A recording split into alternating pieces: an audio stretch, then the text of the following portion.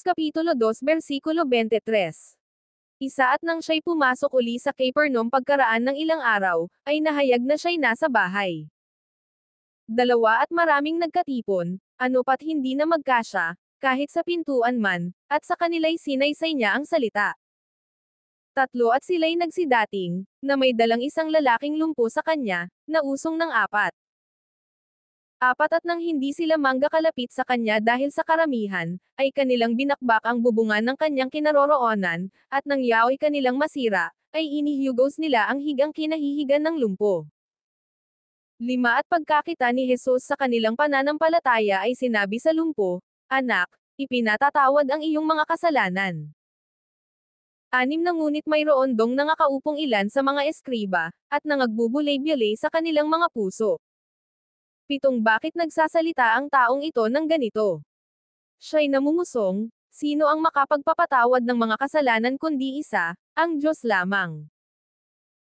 8 At pagkaunawa ni Jesus, sa kanyang espiritu na sila'y nangagbubulay-bilay sa kanilang sarili, pagdakay sinabi sa kanila, "Bakit binubulay-bilay ninyo ang mga bagay na ito sa inyong mga puso? 9 Na alinbaga ang lalong magaang sabihin sa lumpo, ipinatatawad ang iyong mga kasalanan? O sabihin, magtindig ka, at buhatin mo ang iyong higaan, at lumakad ka? Na ang anak ng tao ay may kapamahalaan sa lupa na magpatawad ng mga kasalanan, sinabi niya sa lumpo. 11 Sa iyo ko sinasabi, magtindig ka, buhatin mo ang iyong higaan, at umuwi ka sa bahay mo. 12 At nagtindig siya, at pagdakay binuhat ang higaan, at yumaon sa harap nilang lahat. Ano pat nangagtaka silang lahat, at niluwalhati nila ang Diyos, na nangagsabi, "Kailan may hindi tayo nakakita ng ganito?" 13 At muling lumabas at naparoon siya sa tabi ng dagat. At lumapit sa kanya ang buong karamihan, at sila'y kanyang tinuruan. 14 At sa kanyang pagdaraan, ay nakita niya si Levi na anak ni Alfeo na nakaupo sa panangilan ng buwis, at sinabi niya sa kanya, "Sumunod ka sa akin." At nagtindig siya at sumunod sa kanya. 15 At nangyari, na siya'y nakaupo sa pagkain sa kanyang bahay, at maraming maninangil ng buwis at mga makasalanang nagsiupong kasalo ni Jesus at ng kanyang mga alagad, sapagkat sila'y marami, at sila'y nagsisunod sa kanya.